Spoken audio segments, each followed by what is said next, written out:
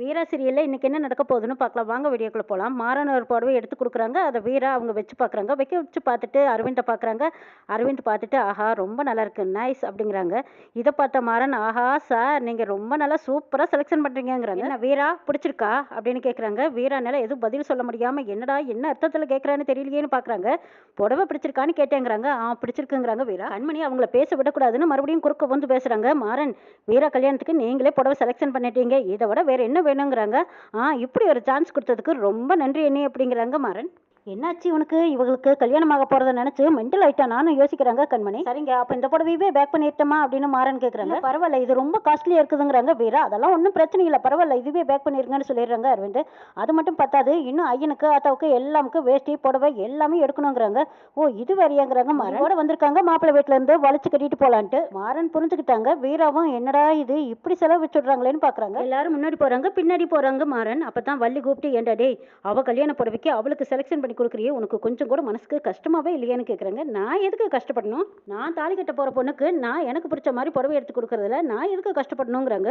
என்னடா சொல்ற, அப்படியா அப்படின்னு வள்ளி ரொம்ப அதிசயமாவும் ஆச்சரியமாவும் சந்தோஷமாவும் கேட்குறாங்க. ஏய் மாறா, நீ சொல்றதை கேட்கும்போது ரொம்ப சந்தோஷமா இருக்கு. ஆனா அவளா சீக்கிரம் மனசு மாறுறதுக்குள்ளேயா நீ சீக்கிரமா ஏதாவது முடிவெடுடாங்கிறாங்க. அத்தை அதுதான் நடக்க போகுது, நீ ஒன்றும் கவலைப்படாத, நான் பாத்துக்கிறேங்கிறாங்க. ராகவன் சாமியை கும்பிட்டு முகூர்த்த புடவையை கண்மணியை கூப்பிட்டு கொடுக்குறாங்க. ஒரு நிமிஷம் இருங்க அப்படின்னு சொல்லி கண்மணியை நிறுத்துறாங்க. வீரா முகூர்த்த புடவையை அம்மா கையால் தான் வாங்கணும்னு நினைச்சேன், இப்போ அம்மா வர முடியல, அம்மா ஸ்தானத்துல இருக்கிற வள்ளி அம்மா கிட்ட கொடுங்க, வள்ளி அம்மாவும் கண்மணியும் சேர்ந்து வாங்கிட்டுன்னு சொல்லிடுறாங்க. வீரா இதை கேட்டதும் அப்படியே மனங்குழுந்து நிக்கிறாங்க. வள்ளி அம்மா வாங்கன்னு கூப்பிடுறாங்க. நானான்னு கேட்கறாங்க. அத்தை இது நம்ம வீட்டு கல்யாணம், நீ தான் முன்னால் நின்று நடத்தி கொடுக்கணும், வார்த்தை அப்படின்னு மாறன் கூப்பிட்டதும் வள்ளி ஓடி வர்றாங்க. வள்ளியும் கண்மணியும் சேர்ந்து அந்த புடவையை வீராவுக்கு கொடுக்குறாங்க. வீரா அம்மா ஆசீர்வாதம் பண்ணுங்கன்னு சொல்லி வள்ளி அம்மா காலில் விழுந்து ஆசீர்வாதம் வாங்கிட்டு புடவையை வாங்கிக்கிறாங்க. வள்ளி அம்மா அந்த புடவையை கொடுக்கும்போது, என்ன ஆனாலும் சரி வீரா, நீ தான் எங்க வீட்டுக்கு மருமகளா வரணும், உன்னை நாங்க யாருக்காகவும் விட்டு கொடுக்க மாட்டோம், மாறனுக்கு தான் நீ பொண்டாட்டியா வரணும் அப்படின்னு வள்ளி மனசுக்குள்ள நினைச்சிட்டு இருக்காங்க. வீட்டுல மாறன் தனியா உட்காந்துக்கிட்டு முதல்ல ஒரு தடவை வீரா எடுத்து கொடுத்த புடவையை பார்த்துக்கிட்டே இருக்க. புடவை எனக்கு ரொம்ப நல்லா இருந்துச்சுல்லன்னு வீரா கேட்கறாங்க. ஆமா, அந்த புடவையில நீ சில மாதிரி இருந்தீன்னு மாறன் சொல்றாங்க. அந்த புடவையை நீயே எடுத்துக்கோன்னு சொல்றாங்க மாறன். ஐயோ, இந்த மாதிரி காஸ்ட்லியான புடவைக்கெல்லாம் நான் ஆசைப்படலாமான்னு பொக்குன்னு சொல்லிடுறாங்க. அந்த புடவையை திரும்பவும் மாறன் வீட்டுக்கு கொண்டு வந்து பத்திரமா அட்டி வச்சிருக்காங்க. அப்பதான் அதை கையில வச்சுட்டு இருக்கும்போது வள்ளி வந்து பாத்துக்கிறாங்க. என்னடா புடவையை வச்சு பார்த்துட்டு இருக்கிறியே, என்னாச்சுன்னு கேட்கறாங்க. இல்ல, இந்த புடவை வீராவுக்கு ரொம்ப பிடிச்சிருந்தது, விலையை பார்த்துட்டு அது செட் ஆகலன்னு வச்சுட்டா. அட ஆமாண்டா, லட்சத்துல இருக்கு, அதனாலதான் அவ வேண்டான்னு சொல்லியிருப்பா. சரி, இதை நல்லா கிஃப்ட் பண்ணி அவ கல்யாணத்துக்கு நீ கிஃப்டா கொடுத்துருங்கிறாங்க வள்ளி. அவ எந்த உழ உழைச்சிருப்பா, இது கூட அவளுக்கு கொடுக்கலன்னா எப்படி? டேய் கொட்டுன்னு வச்சுக்கோ, ஆளை பெரிய தேவராசி மாதிரி புடவையை வச்சு ஃபீல் பண்ணிட்டு உட்காந்துருக்கான். டே இப்படியே உட்காந்துருந்தீங்கன்னா மனசு அவகிட்ட பறந்து போகுமா? நாம தான் அவகிட்ட எடுத்து சொல்லணும். ஏதோ புடவையை வாங்கியிருக்கேன். ஆமா, இது முகூர்த்த புடவையாச்சு, இது எப்படி வாங்கினேன்? அது ரொம்ப நாள் ஆச்சுங்கிறாங்க. டே மாறா, முகூர்த்த புடவை யாருக்காக வாங்கி வைக்கிறோமோ அவங்களுக்கு சீக்கிரமாவே கல்யாணம் ஆகணும்னு சொல்லுவாங்கடா. அத்தை என்ன சொல்றேன்னு கேட்குறாங்க மாறன். ஆமாடா, ஒரு முகூர்த்த புடவை எடுக்கிறதுனா குடும்பத்தில் இருக்கிற அத்தனை பேர்த்தையும் கூட்டிட்டு போய் வாங்குறாங்களே, அது ஏன் தெரியுமா? புடவையை வாங்கிட்டா அடுத்தது கல்யாணம் தாண்டாங்கிறாங்க வள்ளி. இதை எடுத்ததுனாலதான் அவளுக்கு கல்யாணம் ஆக போகுதுன்னு சொல்றீ அத்தைங்கிறாங்க மாறன். ஆமாண்டா, இதெல்லாம் ஒரு நம்பிக்கை தான், நான் எப்படி இல்லைன்னு சொல்லட்டுங்கிறாங்க வள்ளி. டேய் நாள் வேற நெருங்கிட்டே இருக்குது, நீ வேற போனை பார்த்துக்கிட்டு இந்த புடவையை வச்சுக்கிட்டு அவளை நினைச்சுக்கிட்டே உட்காந்துருந்தேன்னா ஒண்ணுமே நடக்காது. நாள் வேற நெருங்கிட்டே இருக்குது, அவ கழுத்துல தாலி ஏறிட்டா அப்புறம் நம்மளால ஒண்ணுமே செய்ய முடியாதுடா மாறன். நான் போய் அவ காலில் விழுந்தாவது எப்பேற்பட்டாவது அவளை உன் கூட சேர்த்து வைக்கிறேன்டா. உன் வாழ்க்கை நல்லா இருந்தா அது போதும்டா, உனக்காக நான் என்ன வேணாலும் செய்வேங்கிறாங்க வள்ளி. டேய் மாறா, போனா போகுதுன்னு இப்படியே உன் வாழ்க்கையை விட்டு கொடுத்துட்டே இருந்தேன்னா திரும்பி பார்க்கும்போது உன் வாழ்க்கையில ஒண்ணுமே இருக்காதுடா. உங்க அம்மா செத்துட்டாங்க, அதுக்கு காரணமே நீதான்னு சொல்லி சொல்லி சொல்லியே உங்க அப்பா உன்னை குடிகாரனாக்கிட்டாங்க. கொஞ்ச நாளா நீ குடிக்காம இருந்த அப்ப எனக்கு நிம்மதியா இருந்தது, இப்ப பாரு பழையபடி அவளை நினைச்சு நீ குடிகாரன் ஆயிடுவேன்னு எனக்கு பயமா இருக்குது. அண்ணன் காலில் விழுந்தாவது நான் எப்படியாவது சம்மதம் வாங்கி அவளை உனக்கு கல்யாணம் பண்ணி வைக்கிறேன்டாங்கன்னு கேட்கறாங்க வள்ளி. அப்பா கிட்ட இப்பதான் பேச ஆரம்பிச்சிருக்கேன், நீ ஒரே அடியா அதை கெடுத்துடாத்த கம்மன் இருங்கிறாங்க மாறன். அப்பா முக்கியம் இல்ல, அப்பா கூடவா நீ காலம் போற வாழ போற?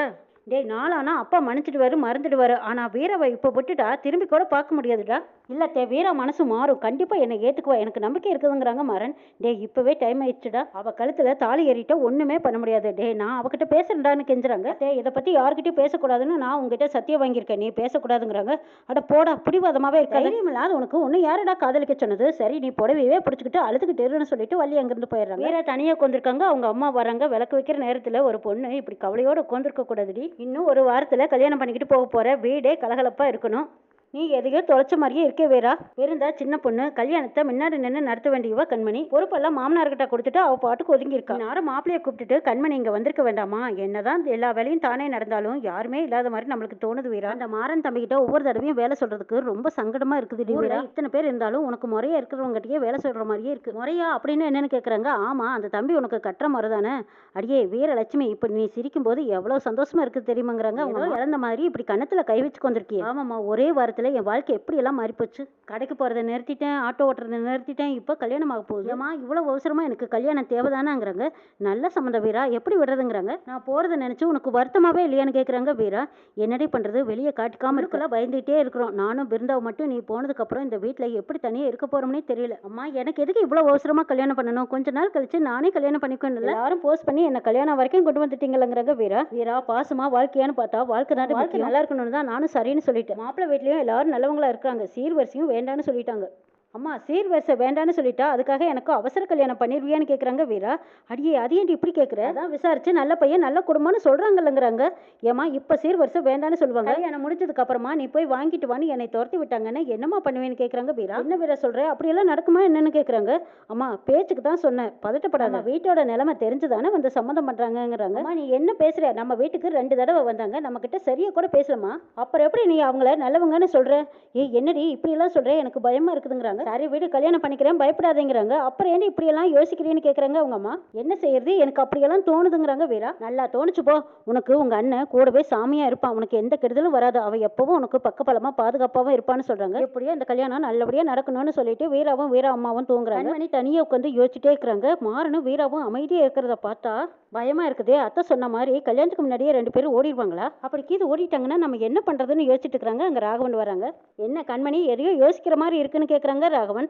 ஆமாங்க, வீராவோட கல்யாணத்தை பற்றி தான் யோசிக்கிறேங்கிறாங்க. அதான் கல்யாண வேலையெல்லாம் நல்லபடியாக போயிட்டு இருக்குதே. மாறன் தான் எல்லாமே முன்னால் நின்று பார்த்துட்டு இருக்கிறான்ல, அப்புறம் எதுக்கு நீ யோசிக்கிற? இல்லைங்க, மாறன் நினச்சா தான் கொஞ்சம் பயமா இருக்கு. அவன் எப்பவுமே விளையாட்டுத்தனமா இருப்பான். மாப்பிள்ளை வீட்டில் ஏதாவது சொல்லிக்கிது பிரச்சனை வந்துட்டா என்ன செய்யறது? நீ என்ன சொல்ல வரேன்னு கேட்குறாங்க ராகவன். இல்லைங்க, முகூர்த்த புடவை எடுக்கும்போது மாறன் சொன்னதை நீங்க கவனிச்சிங்களா? கண்மணி, சின்ன சின்ன விஷயத்தையெல்லாம் பெருசுப்படுத்தாத.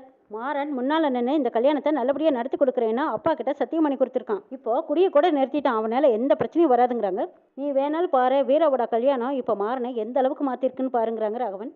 கல்யாணம் மட்டும் முடிட்டும், எப்பவும் ரோட்லையும் பார்லையும் தான் கிடப்பான். அதுக்கப்புறம் அவனை வீட்லயே பார்க்க முடியாது. வீராவை நினைச்சு குடிச்சு அழிய போறான்னு கண்மணி நினைச்சிட்டு இருக்காங்க. ராமச்சந்திரன் மாறனை கூப்பிட்டு இன்னைக்கு மாப்பிள்ளை வீட்டுல இருந்து வருவாங்க, அவங்களுக்கு எந்த மாதிரி நகையெல்லாம் வேணும்னு அவங்கள கூட்டிட்டு போய் காட்டி வேணுங்கிறத வாங்கி கொடுங்குறாங்க. ஏற்கனவே நிறைய வாங்கி கொடுத்துருக்கோம், இப்போ அண்ணாச்சி கடையில வேற வாங்க சொல்றீங்க, பேசுங்கிறாங்க மாறன். ராகவனும் பேசுறாங்க. செலவு வேற கணக்கு வழக்கு இல்லாம போயிட்டு இருக்குதுங்கிறாங்க. ஏன்டா உங்களுக்கு சேர வேண்டிய பணமெல்லாம் வெளியே போயிட்டு இருக்குதுன்னு கவலைப்படுறீங்களான்னு கேட்கறாங்க ராமச்சந்திரன். டே ராகவா, மென்னு முழுங்காம தெளிவா சொல்லுன்னு கேட்கறாங்க ராமச்சந்திரன். இல்லப்பா, மாப்பிள்ளை வீட்டுக்காரங்க ரொம்ப பேராசப்படுறாங்களோன்னு எனக்கு தோணுதுங்கிறாங்க ராகவன். டே, அவங்க சீர்வரிசை கேட்டதுல இருந்து நீயும் கொஞ்சம் டிஸ்டர்ப் ஆயிட்டே. மாப்பிள்ளை வீட்டுல அப்படி என்னடா கேட்டுருவாங்க? 10 சவரன் கேட்பாங்களா? கேட்டாங்கன்னா எடுத்து கூட. வீரா கூட மாப்பிள்ளை வரும்போதோ அவரும் நகை நட்டெல்லாம் போட்டிருந்தா தானே வீராவுக்கும் கொஞ்சம் கௌரவமா இருக்கும். என்னாச்சுன்னு தெரியல, வீரா கிட்ட என்ன சொல்லி வச்சிருக்காங்கன்னு தெரியல. ஆனா அவர் நகை நட்டு கேட்கறாங்கன்னு வீராவுக்காக எல்லாம் செய்யறேன்னு சொல்றாரு. சீர்வரிசையெல்லாம் எதுவும் கேட்க மாட்டேன்னு சொல்லிட்டு இவர்கிட்ட எல்லாம் கேட்டு வாங்கிக்கிறாங்களேன்னு நினைக்கிறாங்க மாறன். டே போங்கடா, போய் வேலையை பாருங்கன்னு சொல்றாங்க ராமச்சந்திரன். எல்லாரும் நகை கடைக்கு போயிருக்காங்க. மாப்பிள்ளை நகை செலக்ஷன் பண்ணிட்டு இருக்காங்க. மாப்பிள்ளையோட அம்மா வீட்டுல இருந்தே போன் பண்றாங்க. ஏங்க, நான் வரலைன்னா அசால்ட்டா இருந்துடாதீங்க, மொத்தமாக நம்ம பையனுக்கு 40 பவுனில் எடுத்துருங்கன்னு சொல்லிட்டு இருக்கிறாங்க. இதெல்லாம் நீ சொல்லியே கேட்கணும். சரி, பொண்ணுக்கு நம்ம என்ன எடுக்கணும்னு கேட்குறாங்க. 13 பவுனில் தாலி செயின் எடுத்துருங்க, நம்ம வீட்டுக்கு வர போகிற பொண்ணு தானுங்கிறாங்க. அப்படி எடுத்தால் தான் நம்மளுக்கு மரியாதையாக இருக்கும், நம்மளும் தாராளமாக இருக்கிறோன்னு சொல்லிட்டு அவங்களும் தாராளமாக பண்ணுவாங்க. அப்புறம் என்ன வேணும் ஏது வேணும்னு உங்களுக்கு தெரியாதாங்கிறாங்க. இல்லை நான் பார்த்துக்கிறேன், சரி போன வைக்கிட்டா அப்படின்னு வச்சிடறாங்க. அரவிந்து பெரிய பெரிய சைஸில் நகை எடுத்து கொடுக்குறாங்க. எனக்கு இவ்வளோ பெருசெல்லாம் வேண்டாம், சிம்பிளாக இருந்தால் போதுங்கிறாங்க. வீராவோட அப்பா வராங்க. என்னது சின்ன செயினாக இருக்குது, கண்ணுக்கு தெரியாத மாதிரி இருக்குது, பெருசாக கொடுங்க, என் மருமக பெருசாக போட்டிருக்கணுங்கிறாங்க. 10 சவனுக்கு மேலேயாவது இருக்கணுங்கிற 15 பவுனில் பெரிய செயின் எடுக்கிறாங்க. எனக்கு இவ்வளோ பெருசெல்லாம் வேண்டான்னு வீரா சொல்லி பார்க்குறாங்க. அட சும்மா இருமா, உன் காலத்தில் இவ்வளோ பெருசாக இருந்தால் தான் ரொம்ப நல்லா இருக்குன்னு சொல்லி கொடுக்குறாங்க. கண்மணி, என்ன நீ பாட்டுக்கு பேசாமல் அமைதியாக இருக்க, ஏதாவது பேசுன்னு கேட்குறாங்க வீரா. இந்த பாருமா, யார் சொன்னாலும் கேட்க மாட்டேன், இப்படி போட்டினா தான் எங்களுக்கு கௌரவமாக இருக்குன்னு சொல்கிறாங்க. பரவாயில்லையே, இவ்வளோ பெரிய சீனா போட்டுட்டு இருக்கிறானே, பின்னாடி ஏதோ இருக்குன்னு நினச்சிட்டு இருக்கிறாங்க மாறன். தம்பி, மாப்பிளைக்கு எடுக்க போகலாமான்னு மாறனை கூப்பிட்றாங்க. போகலாமேங்கிறாங்க. வீராவும் திரும்பி பார்க்குறாங்க. மாப்பிளையோட அப்பா போனதுமே மாப்பிளைக்கு 2 பவுனில் ஒன்று, 6 பவுனில் ஒன்று, 9 பவுனில் ஒன்று, 3 விதமாக 3 செயின் எடுத்து காட்டி காட்டுங்கன்னு கேட்குறாங்க. சார் எதுக்கு இவ்வளவுன்னு கேட்குறாங்க மாறன். அட தம்பிக்கு இன்னும் கல்யாணம் ஆகலையில, அதனால தான் விவரம் இல்லாமல் கேட்குறாங்கன்னு சொல்கிறார். எனக்கு புரியலையேன்னு கேட்குறாங்க மாறன். அது ஒன்றும் இல்லை தம்பி, வீட்டில் போடுறதுக்கு ஒரு செயின், ஆஃபீஸ் போட்டு போகிறக்கு ஒரு செயின், ஃபங்க்ஷன் கோயிலுக்குன்னு போட்டு போகிறக்கு ஒரு செயின், அப்படியெல்லாம் இருந்தால் தான்ப்பா நல்லாயிருக்கும். ஏதோ லேடிஸ் புடவைங்க எடுக்கிற மாதிரி சொல்கிறீங்க சாருங்கிறாங்க. அட தம்பி தமாஷா பேசுகிறீங்கிறாங்க. சரி சரி எடுத்துக்கோங்கங்கிறாங்க மாறன். எடுக்கிறேன் பாருடா மாறா, நான்லாம் வில்லனுக்கே வில்லன்னு நினச்சிக்கிட்டு மாப்பிள்ளையோட அப்பா விதவிதமாக எடுத்துட்டு இருக்கிறாங்க. நான் நினச்சேன் மொத்தமாக பெரிய செயினை எடுக்கும்போதே இப்படியெல்லாம் சுருட்டுருக்கு தான் நீ இவ்வளோ விதமாக எடுக்கிறீன்னு தெரிஞ்சுக்கிட்டேன்னு நினைக்கிறாங்க மாறன். சரி பாவண்டா, நீங்கள் எடுக்க வரைக்கும் எடுங்கடா, எப்படி இருந்தாலும் வீரா எனக்கு தான் பொண்டாட்டி ஆக போகிறான்னு நினைக்கிறாங்க மாறன். என்ன மாறன் ரொம்ப சந்தோஷமா இருக்கீங்க போல இருக்குன்னு மாப்பிள்ளை கேட்குறாங்க. ஆமாம் சாருக்கு கல்யாணம் இல்லையா, அதான் சந்தோஷமா இருக்கேங்கிறாங்க. என்னாச்சு மாறனுக்கு வீராவுக்கு கல்யாணம் ஆக போகுதுங்கிற கவலையே இல்லையா, இல்லை கவலையெல்லாம் மனசில் மறைச்சிக்கிட்டு இப்படி சந்தோஷமா இருக்கிற மாதிரி நடிக்கிறானா, ஒன்றுமே புரியலையேன்னு கண்மணி குழப்பத்தோட மாறனை பார்த்துக்கிட்டே இருக்காங்க. மாப்பிள்ளை வீட்லேயும் பொம்மை கடையில் கேட்குற மாதிரி அந்த செயின் இந்த செயின் வேண்டியதை கேட்டு வாங்கிட்டு இருக்காங்க. எல்லாம் கண்மணி சொல்லி கொடுத்து கூட்டிகிட்டு வந்த மாதிரி அவங்களும் வேண்டிய செயினெல்லாம் வாங்கிட்டு இருக்கிறாங்க. இது மாறனுக்கு பகீருங்குது. இந்த பக்கமாக வீரா பார்த்துட்டு ஆசைப்படாதவங்க எதுக்கு இவ்வளோ பெரிய நகையெல்லாம் எடுத்துட்டு இருக்கிறாங்கன்னு சந்தேகம் வருது. ஒருவேளை மாறன் சொல்றதெல்லாம் உண்மைதானா அப்படின்னு இப்போதான் மாறன் பக்கம் மனசு மாறுது வீராவுக்கு. இன்னும் என்னெல்லாம் நடக்க போகுதுங்கிறதையும் நாளை எபிசோட பார்க்கலாம்.